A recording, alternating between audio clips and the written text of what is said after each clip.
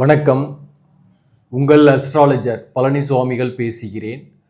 இந்த வீடியோவில் தாம்பத்திய சுகம் கிடைப்பவர்கள் யார், அல்லது திருமண வாழ்க்கையில் தாம்பத்திய சுகத்தில் மகிழ்ச்சியாக இருப்பவர்கள் யார் அப்படின்னு நம்ம எடுத்துக்கலாம். அதாவது திருமண வாழ்க்கையில் முக்கியமான ஆணிவேர் எதுனாக்க தாம்பத்தியம்தான். அந்த தாம்பத்திய சுகம் இல்லாதனால தான் நிறைய கணவன் மனைவிக்குள் பிரிவினைகள், பிரச்சனைகள், அதன் மீறி எக்ஸ்ட்ரா மேரிட்டல் அஃபேர்ஸ் ஏற்படுறது, அந்த எக்ஸ்ட்ரா மேரிட்டல் அஃபேர்ஸ்னால குடும்ப வாழ்க்கையில் பிரச்சனை ஏற்படுறது, இதெல்லாமே இருந்துகிட்டு இருக்கு. இது இப்போலாம் அதிகமாகிட்டு இருக்கு. அதனால தான் முக்கியமாக அந்த பதிவு. நம்ம ஏற்கனவே ஒரு வீடியோ போட்டிருக்கிறேன், தாம்பத்திய சுகம் கிடைக்காதவர்கள் யாருன்னு. இப்போது தாம்பத்திய சுகம் கிடைப்பவர்கள் யார் என்பதை பற்றி தான் நம்ம இந்த வீடியோவில் பார்க்க போகிறோம். இன்னொன்று முக்கியமாக சொல்லிடுறேன். அதாவது இந்த தாம்பத்தியத்தில் ஈடுபாடு, அதாவது காமம் அதிகம் உள்ளவர்கள், காமம் குறைவாக உள்ளவர்கள், காமம் நடுத்தரமாக உள்ளவர்கள், இப்படி தான் இருப்பாங்க. மனிதர்கள் எல்லாருக்கும் ஒரே விதமாக இருக்காது. எல்லாருமே அதிகமாக காமத்திலேயே இருக்க மாட்டாங்க. எல்லாருமே ரொம்ப பிலோ ஆவரேஜ்லேயே இருக்க மாட்டாங்க. ஆவரேஜாகவும் இருப்பாங்க. சில பேருக்கு இல்லாதவங்களும் இருக்கிறாங்க. இந்த காம சிந்தனையே இல்லாமல் இருக்கக்கூடிய சன்னியாசிகள், யோகிகள், அவங்களும் இருக்கிறாங்க. ஸோ அந்த மாதிரி ஒவ்வொரு வகையான ஜாதகங்களும் நம்ம பார்த்துட்டு வரோம் இல்லையா. இப்போ இந்த திருமண வாழ்க்கையில தாம்பத்திய சுகம் கிடைப்பவர்கள் யார், அந்த ஜாதக அமைப்பு எப்படி இருக்கும் என்ற விஷயத்தை தான் இந்த வீடியோவில் நம்ம டீட்டெயிலாக பார்க்க போகிறோம். அதற்கு முதல்ல நம்ம பார்க்க வேண்டியது செவ்வாய். இந்த ஒருத்தரோட ஜாதகத்தில் செவ்வாய் ஆட்சி, உச்சம் அல்லது நல்ல ஸ்தானபலம், வர்க்கோத்தமம் இந்த மாதிரி இருக்குன்னு வச்சிங்களேன், அப்படிப்பட்டவர்களுக்கு காம உணர்வு அதிகமாக இருக்கும்.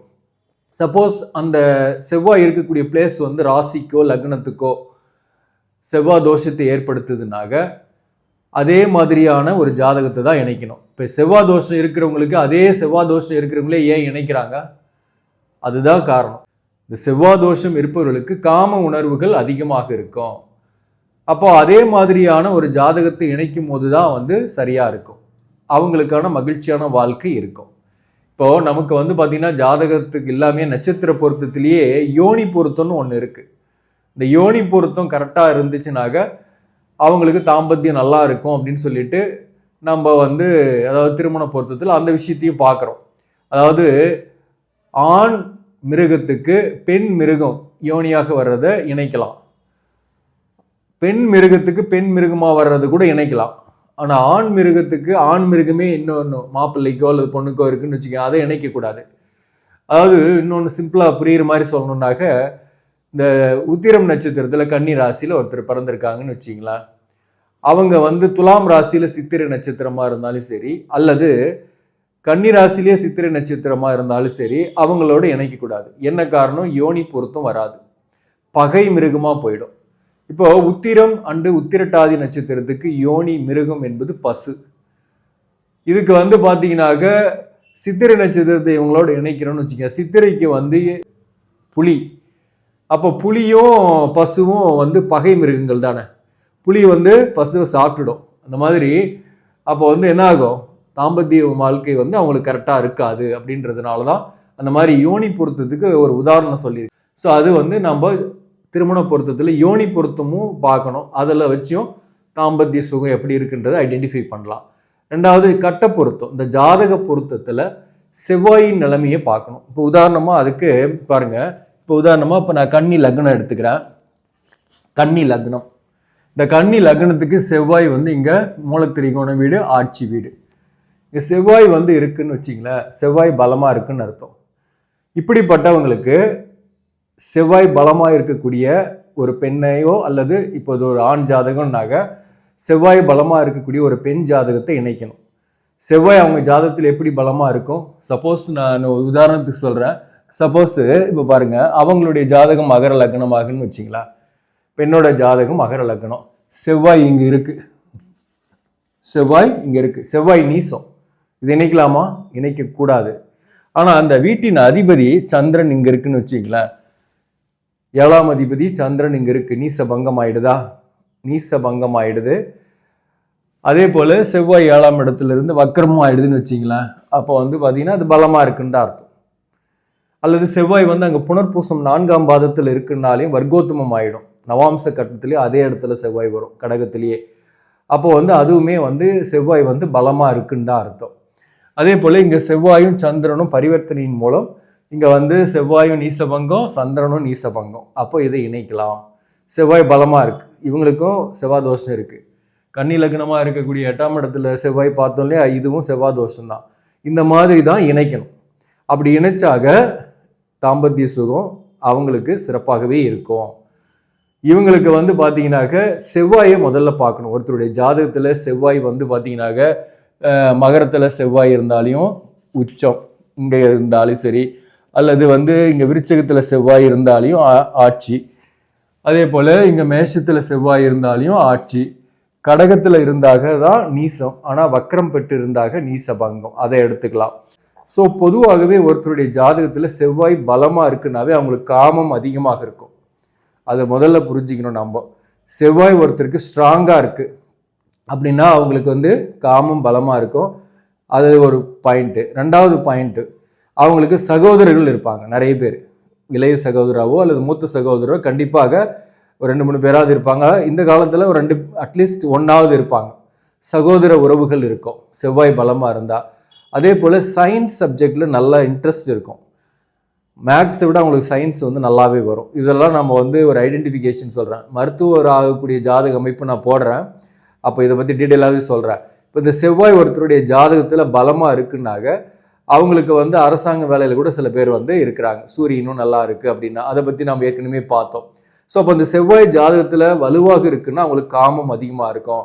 காமம் அதிகமாக இருக்கிறவங்களுக்கு அதே மாதிரியான ஒரு ஜாதகத்தை தான் இணைக்கும் போது தாம்பத்திய சுகம் கிடைக்கக்கூடியவங்களாகவே இருப்பாங்க. அதுதான் ஒன்று ஃபஸ்ட்டு. ரெண்டாவது சுக்கிரன் பார்க்கணும். இந்த சுக்கிரன் அடுத்தது வந்து சுக்கிரன், செவ்வாய் பார்த்துட்டோம். சுக்கிரன், இந்த சுக்கிரன் வந்து விருச்சிகத்தில் சுக்கிரன் இருக்குன்னு வச்சிங்களா, ஒருத்தருக்கு அவங்க எந்த லக்னமாக இருக்கட்டும் எந்த ராசியாக இருக்கட்டும், விருச்சிகத்தில் சுக்கிரன் ஒருத்தருடைய ஜாதகத்தில் இருக்குன்னாக அவங்களுக்கும் காமம் அதிகமாக தான் தேவைப்படும். காம உணர்வும் அதிகமாக இருக்கும். அவங்களுக்குமே தாம்பத்திய சுகம் என்பது நிறையவே கிடைக்கும். தாம்பத்திய சுகம் கிடைப்பவர்களாகவே அவங்கள கன்சிடர் பண்ணிக்கலாம். First point. இது எந்த லக்னமாக இருந்தாலும் சரி, எந்த ராசியாக இருந்தாலும் சரி, விருச்சிகத்தில் சுக்கிரன் மட்டும் இருக்கணும். சுக்கிரனோட கேது சேர்ந்துட்டாருன்னு வச்சிங்களேன், அதுக்கு ஆப்போசிட்டாக போயிடும். சுக்கிரனோட சனி சேர்ந்தாக தவறான உறவுகளால் பாதிக்கப்படுவார். இப்படி இருக்குது. சுக்கிரன் மட்டும் அங்கே தனித்து இருந்தாருன்னா ஓகே, அதாவது விருச்சிகத்தில். செவ்வாயோடு சேர்ந்து இருந்தாக அதுவுமே ஓகே. சப்போஸ் இங்கே செவ்வாயும் இருக்குன்னு வச்சிங்களேன், ஆனால் ஒரு வகையில் க்ளோஸாக இருந்தால் அது தாரதோஷத்தை ஏற்படுத்தும். அது வந்து லக்னத்தை பொறுத்து, அதாவது 2ஆம் தாரம் கூட ஆகி அதன் மூலம் கூட அந்த தாம்பத்திய சுகம் கிடைக்கும். அதாவது இங்கே நம்ம இந்த வீடியோவில் டிஸ்கஸ் பண்ணுற விஷயம், அதாவது முதல் தாரத்தாலேயா 2ஆம் தாரத்தாலேயா அந்த தாம்பத்திய சுகம் கிடைக்கின்ற விஷயம் கிடையாது. மொத்தத்தில் முதல் தாரமாக இருந்தாலும் சரி, 2ஆம் தாரமாக இருந்தாலும் சரி, அவங்க ஜாதக 7ஆம் அதிபதி, 2ஆம் அதிபதி இதெல்லாம் பொறுத்து, 11ஆம் அதிபதி இதெல்லாம் பொறுத்து தான் வந்து 2ஆம் தாரம்ன்றது. ஒரு ஜாதகருக்கு தாம்பத்திய சுகம் நிறைய கிடைக்குமா, இல்லை கிடைக்காம வாழ்க்கையில் தனிமையாகவே இருக்கக்கூடிய சூழ்நிலை ஏற்படுமா, அல்லது ஆவரேஜாக கிடைக்குமா அப்படின்ற விஷயத்தை தான் பார்க்குறோம். இதில் வந்து இந்த முக்கியமான டைட்டில் நமக்கு என்ன, தாம்பத்திய சுகம் மகிழ்ச்சியாக இருப்பவர்கள் யார் அப்படின்றது தான் நம்ம பார்க்க போகிறோம் இல்லையா. ஸோ அந்த வகையில் வந்து செவ்வாய் வந்து சுக்கிரன் சேர்ந்து இந்த விருச்சிகத்தில் இருந்தாலே அவங்களுக்குமே நல்ல தாம்பத்திய சுகம் கிடைக்கும். இந்த இடத்துல ராகு இருக்குன்னு வச்சிங்களேன், சப்போஸ் விருச்சிகத்தில் ராகு சுக்கிரன் சேர்ந்திருந்தாலையும் தாம்பத்திய சுகம் மகிழ்ச்சியாகவே இருப்பாங்க.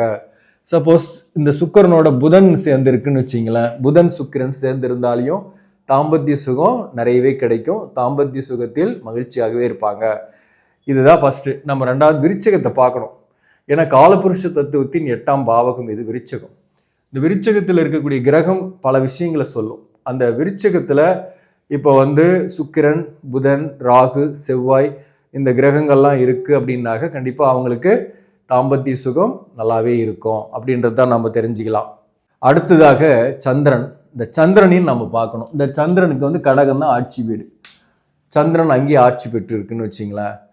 சந்திரன் ஆட்சி பெற்று இருந்து இங்கே சுக்கிரன் இருக்குது 7ஆம் இடத்துல. அது சுக்கிரனுக்கும் சந்திரனுக்கும் ஒரு தொடர்பு ஏதோ ஒரு வகையில் இருக்குது, சேர்ந்துருக்கலாம். இப்படி 7ஆம் இடத்துல இருந்து நேருக்கு நேராக அப்படி பார்க்கலாம். அல்லது இங்கே சுக்கிரன் ஆட்சி பெற்று இருக்குன்னு வச்சிங்களேன், சுக்கிரன் இங்கே ஆட்சி, இங்கே வந்து சந்திரன் இருந்தாலும் சரி. அல்லது இந்த இடத்துல சந்திரன் உச்சம், இந்த இடத்துல சந்திரன் உச்சம், இந்த இடத்துல சுக்கிரன் இருக்குன்னு வச்சிங்களேன், சந்திரன் உச்சம், இந்த இடத்துல சுக்கிரன் இருக்கு. இவங்களுக்குமே காதல் ஏற்பட்டு கல்யாணம் ஆகும். தாம்பத்திய சுகத்தில் ஆர்வமுடையவர்களாக இருப்பாங்க. தாம்பத்திய சுகமும் நல்லாவே கிடைக்கும். சந்திரனுக்கு நேர் எதிரா சுக்கிரன்.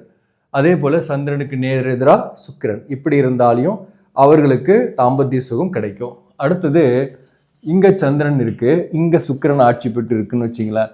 இவங்களுக்குமே வந்து பார்த்தீங்கன்னாக்க தாம்பத்திய சுகம் நிறையவே கிடைக்கும். தாம்பத்தியத்தில் ஆர்வம் உடையவர்களாக இருப்பாங்க. தாம்பத்திய சுகம் கிடைக்கக்கூடியவர்களாக இருப்பாங்க.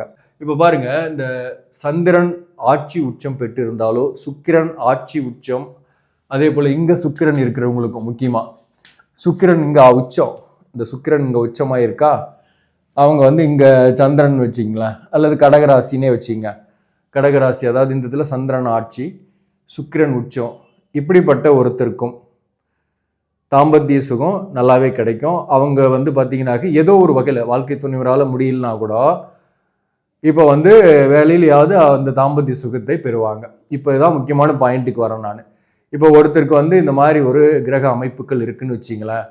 அதாவது இதில் வந்து புதனையுமே பார்க்கணும்னு சொல்லியிருக்கிறேன். புதன் வந்து பார்த்தீங்கன்னாக்க அவங்களுக்கான அந்த வாய்ப்பை ஏற்படுத்தி கொடுக்கும். இப்போ புதன் வந்து பார்த்தீங்கன்னா இங்கே ஆட்சி பெற்று இருக்கோம், உச்சமாக இருக்கும். புதன் இங்கே ஆட்சி பெற்று இருக்கோம். இந்த நட்புக்கள் வகையெல்லாம் வந்து அது காதலாக மாறி கல்யாணம் ஆகிறது, தாம்பத்திய சுகத்தை நோக்கி போகிறது. ஆனால் முதல் தரமாக பார்க்கும்போது செவ்வாய், சுக்கிரன், சந்திரன், அப்புறம் ராகு, இந்த கிரக சேர்க்கைகளோ அல்லது கிரகங்கள் வலுவாகவோ ஸ்தான பலம் பெற்றோ ஒருத்தருடைய ஜாதகத்தில் இருக்குது. ஆனால் அவங்களுக்கு சேர்த்து வச்ச துணையோடைய ஜாதகத்தில் அந்த மாதிரி இல்லை, செவ்வாய் பலமாக இல்லை. அப்படின்னா என்ன ஆகும், அந்த பர்சனுக்கு தாம்பத்திய சுகம் வாழ்க்கை துணைவர் மூலம் கிடைக்காது. ஆனால் விதிப்படி அவர் தாம்பத்திய சுகத்தை அனுபவிக்கணும். அப்போ என்ன பண்ணுவார், வெளியில் தேட வேண்டிய சூழ்நிலை அவருக்கு ஏற்படும், எக்ஸ்ட்ரா மேரிட்டல் அஃபேர்ஸ் ஏற்படும். அதன் மூலம் அவர் அந்த தாம்பத்திய சுகத்தை அடைவார். ஸோ அப்போது நம்ம இந்த கிரகங்கள்லாம் திருமண பொருத்தம் பார்க்கும்போது ஸ்தானபலத்தை பார்த்துக்கணும். முக்கியமாக எந்த அளவுக்கு அவங்களுடைய தாம்பத்திய வாழ்க்கையில் ஈடுபடுவார், எந்த அளவுக்கு எதிர்பார்ப்பார் அப்படின்ற விஷயத்தை நாம் தெரிஞ்சுக்கிட்டு அதற்கு தகுந்த ஒரு மேட்சிங்கை சேர்த்தும் போது அவங்க வாழ்க்கை நல்லாயிருக்கும். இந்த ஆஸ்ட்ரோ லைஃப் கோச்சிங் மூலம் வந்து பார்த்தீங்கன்னாக்க குறிப்பாக இந்த மாதிரி திருமண வாழ்க்கை சம்பந்தமாக ஒரு சரியான கன்சல்டேஷனும் நம்ம கொடுத்துட்டு தான் இருக்கிறோம். அதாவது ஒருத்தருடைய ஜாதக இணைவு என்பது தான் முக்கியம். அதே போல் சப்போஸ் இந்த மாதிரி நம்ம வந்து தவறான முறையில் இணைச்சாச்சு, தெரியாமல் இணைச்சாச்சு, இப்போ என்ன பண்ணுறது அப்படின்னா அதற்குரிய கன்சல்டேஷன் எடுக்கும்போது அதாவது ஒரு பரிகாரம் செய்யலாம். கோவில்களுக்கு போயிட்டு வர்றது, அதற்குரிய பரிகாரங்கள், தன்னுடைய வாழ்வில் நடைமுறைகளை மாற்றிக்கிறது, இந்த மாதிரியான ஒரு நல்ல விஷயங்களை நம்ம வந்து நம்மளுடைய கன்சல்டேஷனில் கிடைக்கும்.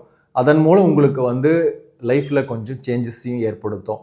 அதாவது கணவன் மனைவி பிரியாமல் சண்டை போட்டுக்கிட்டே இருக்கிறவங்க, தாம்பத்திய சுகம் இல்லாதவர்களுக்கு சொல்கிறேன். அதே போல் அது அவங்களுடைய ஜாதகத்தில் இருக்கக்கூடிய அமைப்புகளை பொறுத்து அதற்கான கன்சல்டேஷன் இருக்கும். இந்த ஆஸ்ட்ரோ லைஃப் கோச்சிங் மூலம் உங்களுக்கு வந்து இந்த மாதிரியான ஜோதிடம் சார்ந்த விஷயங்கள் மற்றும் இதற்கான கன்சல்டேஷன் இது எல்லாமே தரோம். விருப்பப்பட்டாக நீங்கள் சப்ஸ்கிரைப் பண்ணி இதை தொடர்ந்து பாருங்கள். உங்கள் நண்பர்கள் உறவுகளுக்கும் ஷேர் பண்ணுங்கள். நிச்சயமாக இது கொஞ்சம் உங்களுக்கு யூஸ்ஃபுல்லாக இருக்கும். நன்றி, வணக்கம்.